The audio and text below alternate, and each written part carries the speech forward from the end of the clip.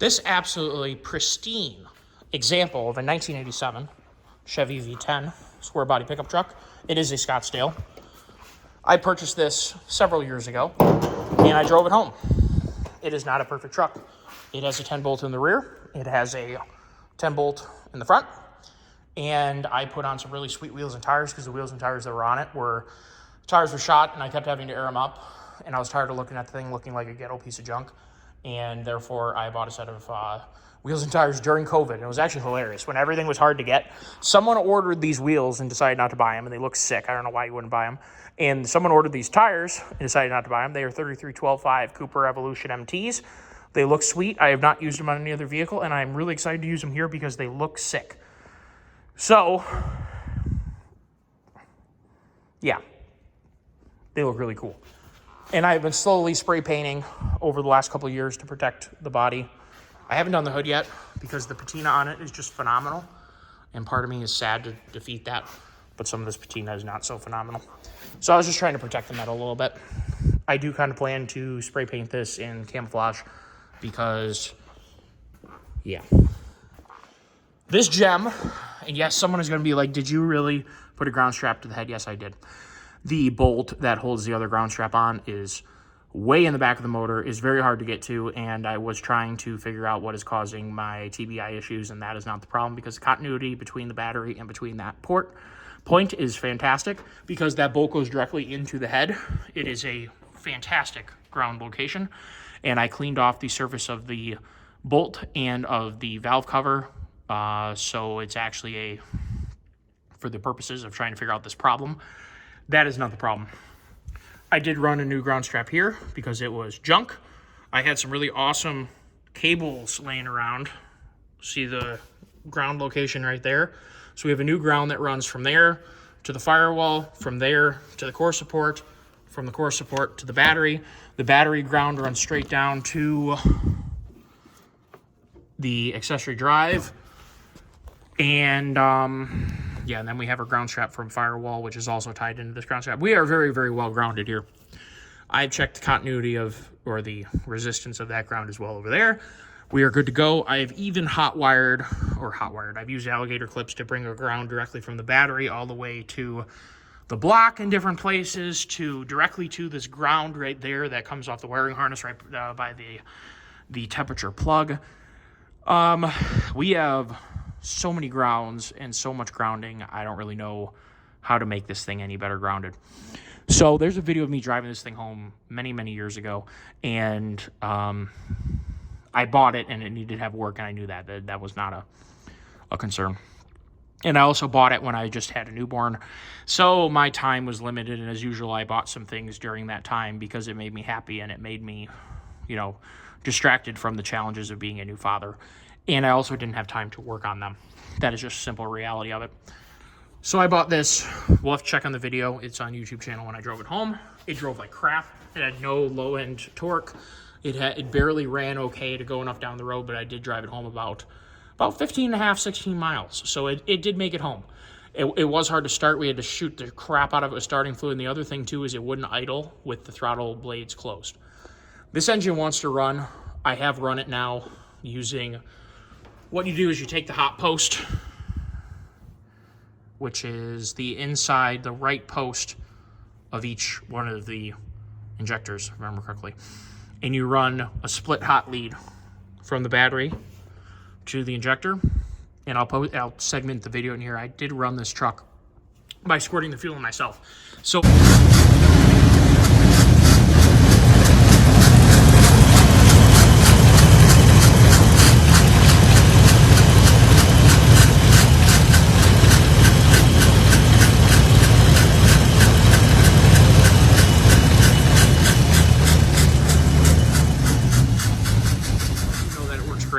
What we don't have is we don't have a grounding pulse coming from the ECU going to the injector to ground the injector. When on TBI, on Chevy TBI, and I don't know about other TBI units, they fire the injectors via the ECU cycling a ground, which is the other port, should be the farthest left port on each one of the injectors. There's two ports, or the two connections sticking up. The one on the right on each injector is the hot, and the one on the left should be the ground, if I remember right, yes. Yes, if I remember right, that's it. Maybe the other way around. Whatever. Point is, one's hot, one's cold. And if you ground it intermittently, I was just taking end of a wire that had a connector on the end, and I was tapping it on the ground. Works great. So if you wanted to confirm that everything else in the engine was working right, that's one way to do it. I have tried so many different things. We have power at the fuse panel. We have power going to the ECU. We have power at the connections here. So the ECU is sending power via the harness to the injector. We are not getting it to ground.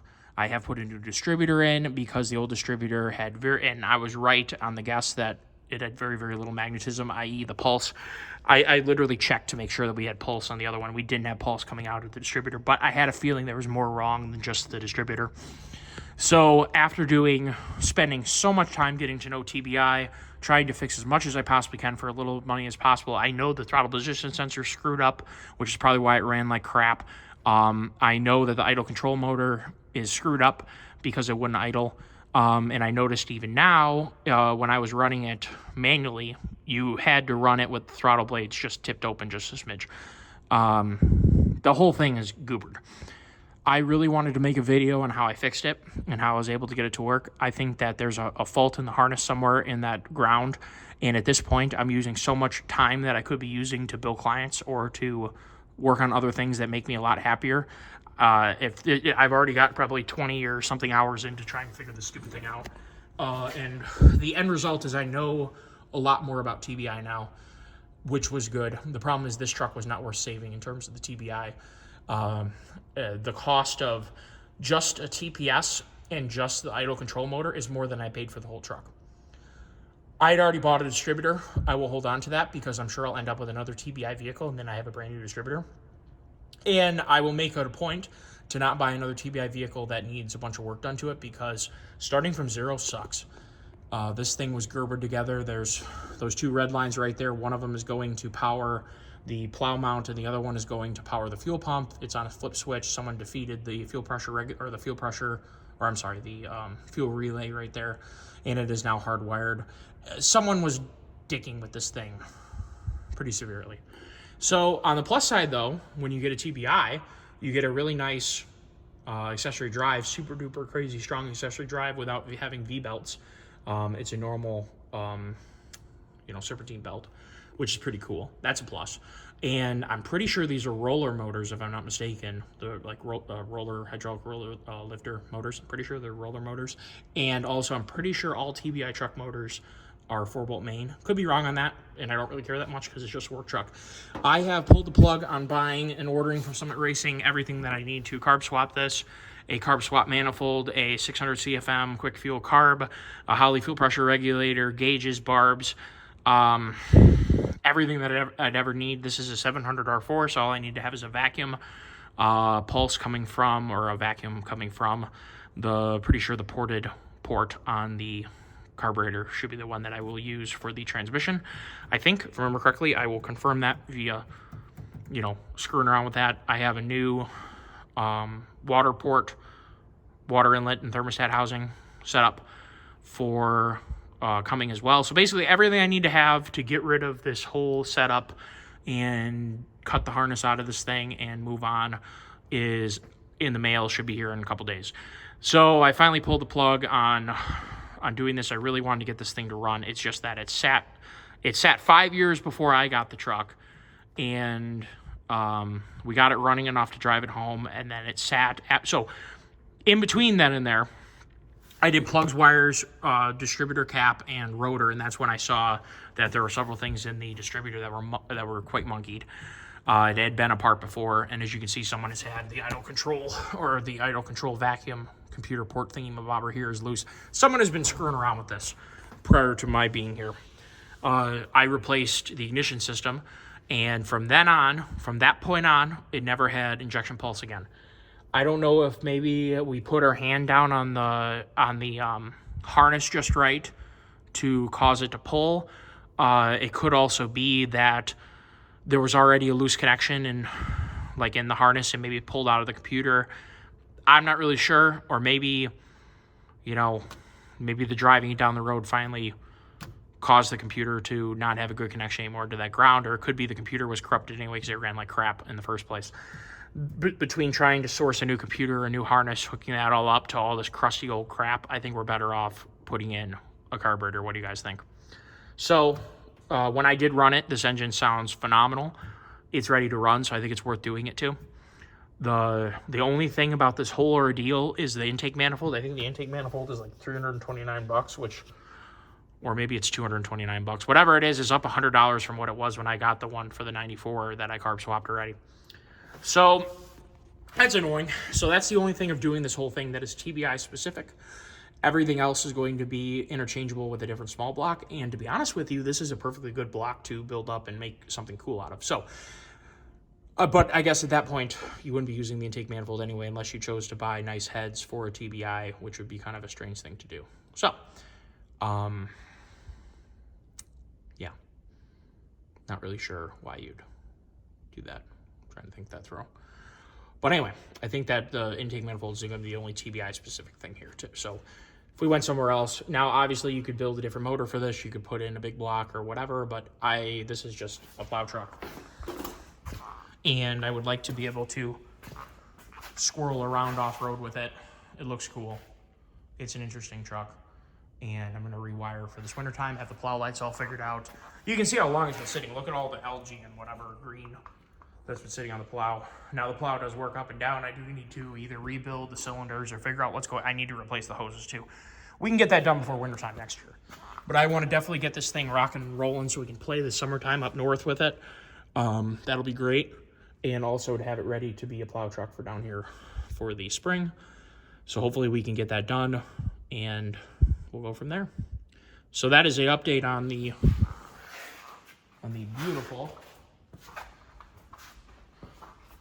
beautiful square that has seen better days, and that's okay because we're going to try and call me crazy. I like saving things. I was raised to fix things, save things, rebuild things, not throw them away. I don't really like destruction. I'm not really a very destructive person. I like to have fun, but I mean, I don't like destroying things for destroying things' sake, but I can appreciate why, someone could say that there's too much, I have too much sentimental value toward things. I think really I just respect them. But everyone's got a different perspective on that. We're going to try and save things on this channel. This might be too far gone for some people, but for me, this is right up my alley.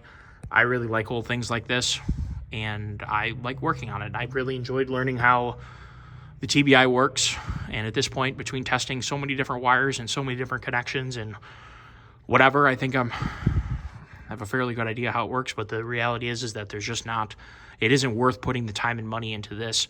Whereas if you had a nice truck that wasn't all Gerbered together and whatever, and you had something go wrong with your TBI, that's worth fixing. This thing, I don't even know. I mean, after fixing everything associated with this, we could find out the ECU is damaged or the prom is damaged. And that's terminal.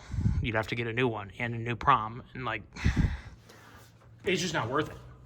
It just isn't. So we're going to go ahead and make this thing a carb and stop squirreling around. We're going to put the regulator, the fuel lines come up from the back of the motor, and we'll probably put the regulator, it's tight over here. Usually I like to put you know what I might do is I might put on the fender over there. Might be a really good spot for it, is right there on the fender. But we do have to watch where the hood comes down. There's a lot of rust on that fender liner right there, or the inner fender well. So now the one thing is the body on this thing's rough. The frame is phenomenal. I've looked over every inch of this frame. The frame is in really good condition. The axles look like fairly in good condition, but I do need to replace a U-joint. So there's a little bit of work ahead of us, and that's okay because it's content for the channel, and I enjoy doing it, like I said. And, it's nice having a reliable daily driver because it means that I can enjoy tinkering with things like this. If this was your daily driver, you would pull your hair out and you'd hate it and you'd get rid of it and you'd go buy a Chevy Cobalt or a Taurus or Focus or whatever to get to work with, and you wouldn't screw with this piece of junk. But the thing about it is it's a piece of junk worth spending some time on instead of going and going to see a psychologist. A lot of people like to have projects that relax them, make them happy. and relax them, I think, is the biggest thing. And turning wrenches definitely makes me happy and relaxes me. So we will probably make some rock sliders for the old girl, because why not? And we're definitely going to have to come up with a winch bumper setup for this, because winches for everything. We're going to have to figure out how to integrate it into either modify the plow mount or remove the plow mount and make a lower profile plow mount. The one thing is that this plow mount hangs down super duper low. See that? I was trying to come up with a way to make this a much less, more ground clearance is what I'm trying to say. So this may be an experiment in making a higher profile or a lower profile plow. Let me show you. I have some experience with that. Hold on a second. All right, so here's more of my junk. This is a front rack, came off like an 86, it was like a 125 Honda 4Trax or something like that. We're gonna modify that to go onto my biodiesel quad. Boy, I'm doing a terrible job of filming today. I'm sorry, guys. This is my biodiesel quad. I built this back in 2011 when I was in that engineering design class that I was talking about. It has a Chinese air-cooled diesel, and I had a set of clutches made specifically for it. And what we had to do was we had to make our own biodiesel, which was not fun. I don't recommend it to anyone, and I don't think it's particularly practical. But we had to have an alternative energy vehicle, and I didn't want to do batteries because batteries are a pain in the butt. So I opted to do the biodiesel, and this is a Polaris Magnum 500 chassis. And one of the things I did when I got done racing it, to which I won 3 out of 5 events, this thing was a beast. And I can ride a quad too. That helps. So this is my winch mount, or plow mount. There's a winch mount too. The winch is going to go directly to the rack on the front of the quad. But the plow mount is down here. It doesn't hang down any lower from the front of the quad, and it sits behind the front tires. It's a 2-point winch mount. And what I did, and I think I did this way before all the other manufacturers started doing it, like this Polaris and I think Can-Am now have a 2-point plow setup. These are tilted up and gusseted so that it doesn't bend. And the load of whatever you're pushing keeps the plow down. It doesn't try and raise up or anything like that. The load on the plow holds it down. And you just use like the winch, or you could use like, a rope to lift and lower your plow, or you have a lever like old school garden tractors have. But this sort of setup, and obviously it's tilted down. Sorry about that. Tilted down a little bit. But obviously we just pin the two pins in there, and then however you want to lift and lower it, it goes right down there down to that plate. And it works amazing. This thing plows snow like an animal. So I was thinking I could take that plow setup that I have over there, that's a Weston plow, and modify the mounting bracket to be lower profile so that it doesn't drag on the ground when you're off-roading it. So that may be something that we tinker with potentially at the end of the year this year as we get close to the winter time. So hopefully we can get the truck running. Maybe I'll get since we're going to be doing more work, get the plow out of there. I'll get the plow off with the tractor, get it outside, or get it out of the way, or do something with it so I can start fixing it, rebuilding it. That'd be awesome. And then maybe we can build a sweet plow mount for it with this similar design in mind, using the plow that I already own that came with the truck. So potentially that's what we'll do. Stay tuned and subscribe if you want to see more tinkering like this. So I wanted to make some shop updates. I realize maybe this isn't the most interesting thing in the world to some people, but for some of you guys that like to stay busy with projects, maybe you'll get a kick out of it. Have an awesome day. Take care.